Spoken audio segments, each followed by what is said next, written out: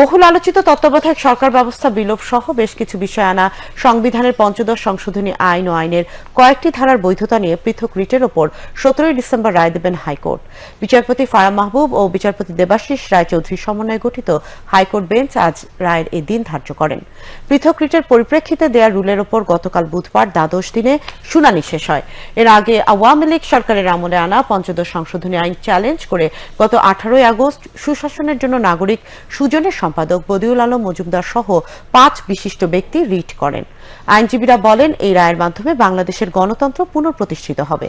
আজকে মাননীয় আদালত সবকিছু বিবেচনা করে 17 ডিসেম্বর 2024-এ এই মামলার সংক্ষিপ্ত রায় ঘোষণা করবেন মর্মে আজকে আদেশ দিয়েছেন যে পঞ্চদশ সংশোধনীর মাধ্যমে বাংলাদেশে যে অথরিটারিয়ান ব্যবস্থা প্রতিষ্ঠা করা হয়েছিল, ডেমোক্রেটিক রিজিমকে যে ধ্বংস করা হয়েছিল, কনস্টিটিউশনাল সুপ্রিমেসিকে যেভাবে ধূলিসাৎ করা হয়েছিল, জনগণের ক্ষমতাকে যেভাবে কম্প্রোমাইজ করা হয়েছিল, এই সব কিছুকে সামনে রেখে হাইকোর্ট বিভাগ একটি অত্যন্ত যুগান্তকারী রায় প্রদান করবেন মর্মে আমরা আশা প্রকাশ করি।